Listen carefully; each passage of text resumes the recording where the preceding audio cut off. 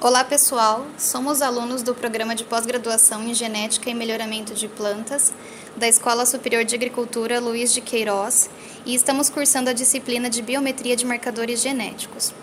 O nosso grupo é formado por Emanuel Martins, Gabriel Gesteira, Jaqueline Borba e Pedro Barbosa.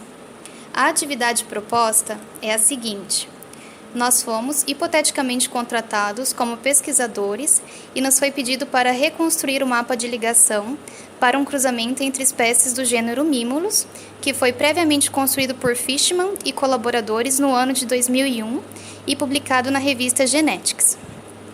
Sabendo que novos marcadores foram genotipados e esses dados nos foram disponibilizados, nós reconstruímos o mapa utilizando o conjunto de dados completo, ou seja, tanto as informações disponíveis para Fishman quanto os novos marcadores. Os critérios que nós utilizamos e como fizemos as análises, considerando e usando como comparação o mapa inicial, serão explicados posteriormente. Para a construção do mapa, utilizamos o software R e o OneMap, desenvolvido por Margarido e colaboradores. O mapa final foi construído após 3 tentativas que envolveram formação dos grupos de ligação, ordenamento dos marcadores dentro de cada grupo, divisão dos grupos de ligação quando necessário e reordenamento, e também exclusão de alguns marcadores. Manipulação para equivalência com o trabalho anterior. Assim, fica mais fácil visualizar as diferenças do novo mapa à medida que os grupos são correspondentes. Inicialmente, os grupos de ligação foram formados considerando todos os marcadores e o lote sugerido pelo pacote, mantendo a frequência de recombinação padrão, de 0,5. Seguindo esses critérios, nós obtivemos 10 grupos de ligação. Entretanto, avaliando os resultados e as análises gráficas, nós chegamos à conclusão de que alguns desses grupos precisariam ser subdivididos, ainda para concordar com as informações prévias divulgadas no artigo. Agora eu vou mostrar para vocês o que foi feito no pacote do R. Então, dando início à nossa primeira tentativa, primeiro a gente chamou o pacote OneMap dentro do R, depois então importamos os dados com todos os marcadores. E então sai uma primeira tabela com algumas informações sobre esses dados. Então temos uma população F2 com 287 indivíduos e 418 marcadores. Mostra também aqui uma lista com os caracteres avaliados e o número de dados faltantes para cada caractere. Com a função plot que a gente pede, a gente pode ver então o genótipo de todos os indivíduos para os marcadores. E aqui é interessante observar que é possível então ver também o tipo de segregação de cada marcador. Podemos perceber que a parte superior do gráfico temos bastante marcadores codominantes e na parte inferior os marcadores dominantes. O próximo gráfico aqui também nos dá a mesma ideia de quantidade de tipo de segregação de cada marcador, dos marcadores. A barra B significa os marcadores codominantes, que estão em maior número, e a C, os marcadores dominantes. O próximo passo seria então fazer o teste de segregação para verificar se os marcadores têm segregação mendeliana ou não. É liberada então uma lista com todos os marcadores. É possível notar que alguns têm ali a distribuição 3:1, é testado contra a distribuição 3:1 e a distribuição 1:2:1 e os p-valores.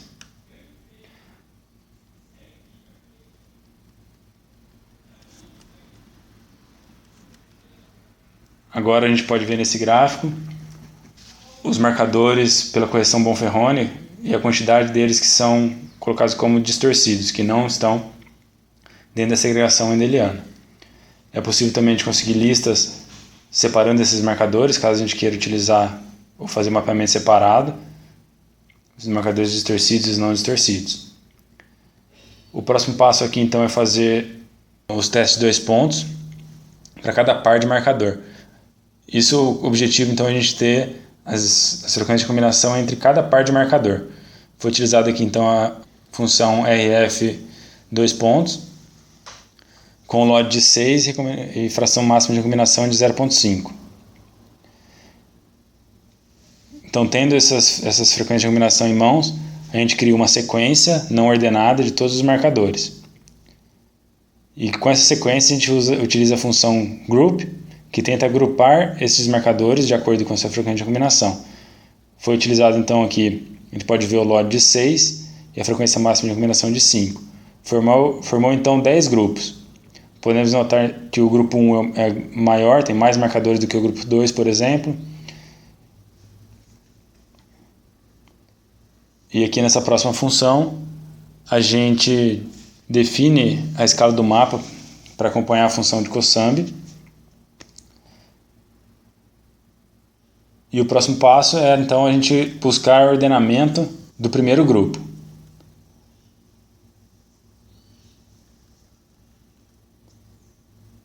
Para estimar a ordem dos marcadores do primeiro grupo, nós utilizamos a função orderSec, que faz o uso da busca exaustiva, usando o compare, e também o RCD e o try.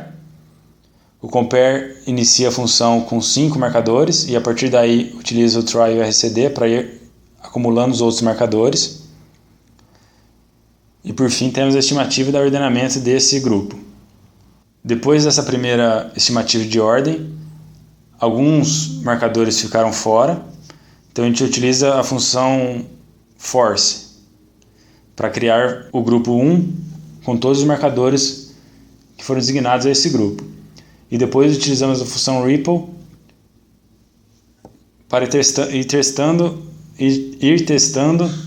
ordens alternativas dentro desse grupo.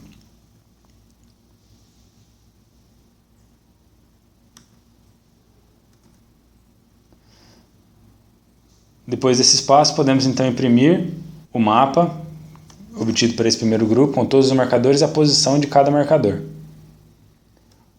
O mesmo procedimento é feito para os outros grupos criados, para o grupo 2, 3 e até o 10. Com todos os grupos criados e a ordem estimada dentro de cada grupo, temos também a ferramenta de gerar o mapa de calor para cada grupo. O mapa de calor é um gráfico que pode nos fornecer importantes informações quanto à ordem dos marcadores, se ela está fazendo sentido ou não. A gente pode observar abaixo da diagonal principal seriam as frequências de combinação e acima da diagonal principal seriam os valores de LOD. Como os eixos já é a ordem estimada dos marcadores, era esperado então que os valores próximos da diagonal tivessem os menores valores de fração de combinação, valores quentes, né, as cores vermelhas, e também os maiores LODs, os valores quentes de LOD. Para o grupo 1, podemos observar que existem alguns pedaços, alguns pontos do mapa que isso não acontece. Próximo à diagonal principal, a gente tem cor fria, a gente tem cor azul ali. Isso é um indicativo de que alguma coisa pode não estar certa nesse ordenamento. Para o grupo 2, por exemplo, a gente já consegue perceber que a ordem já faz muito mais sentido. O grupo 3 também apresenta alguns problemas. É possível notar que tem cor azul muito próximo da diagonal principal. E temos um mapa para todos os grupos. Mapa de calor para todos os grupos. Esse último gráfico desenha para a gente um mapa genético com todos os grupos. Aquelas mesmas informações que a gente teve no mapa de calor do grupo 1 e do grupo 3, a gente consegue perceber aqui que tem um gap muito grande entre sequências de marcador dentro dos grupos 1 e 3. É provável que ali exista uma quebra e esse grupo seja composto em dois, esse grupo de ligação seja na verdade 2 grupos. Isso então a gente vai fazer para a segunda tentativa, tentando alterar esse agrupamento. Uma vez que o artigo inicial nos indica que existem 14 grupos de ligação e não apenas 10. A primeira tentativa nos forneceu então 10 grupos de ligação. Porém, foi observado aqueles problemas quando analisávamos os heatmaps de cada grupo. O grupo 1 e o grupo 3 apresentavam alguns problemas. A segunda tentativa vai se basear então no grupo 1 e no grupo 3, tentando subdividi-los em outros grupos. Criaremos então uma sequência com os marcadores do grupo 1 e para essa sequência, para esses marcadores, utilizaremos outros critérios de agrupamento. No caso, utilizamos o LOD de 6 e a frequência máxima de combinação de 0.25.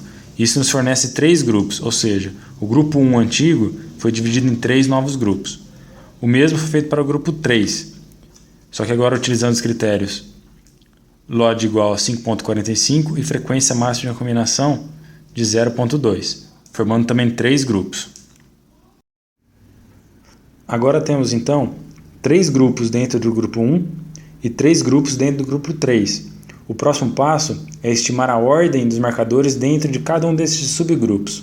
Para isso, utilizaremos as mesmas funções de ordenamento que fizemos na primeira tentativa, fazendo uso do algoritmo RCD, depois a função orderSec.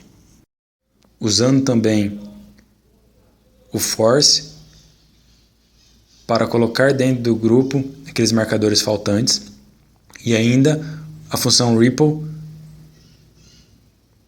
para testar ordens alternativas a cada 5 marcadores. E isso é feito para todos os subgrupos criados. Com este procedimento, obtemos no fim os 14 grupos de ligação e o ordenamento dos marcadores dentro de cada um destes grupos. Para poder comparar o mapa antigo com o mapa novo, vamos renomear os grupos de ligação, observando os marcadores coincidentes de cada grupo entre o mapa antigo e o mapa novo, a fim de que o grupo 1 do mapa novo corresponda ao grupo 1 do mapa antigo, e assim por diante, até o grupo de ligação 14. Observando os marcadores alocados no grupo 7 do mapa novo, podemos perceber que alguns marcadores antigos pertencem ao grupo 10.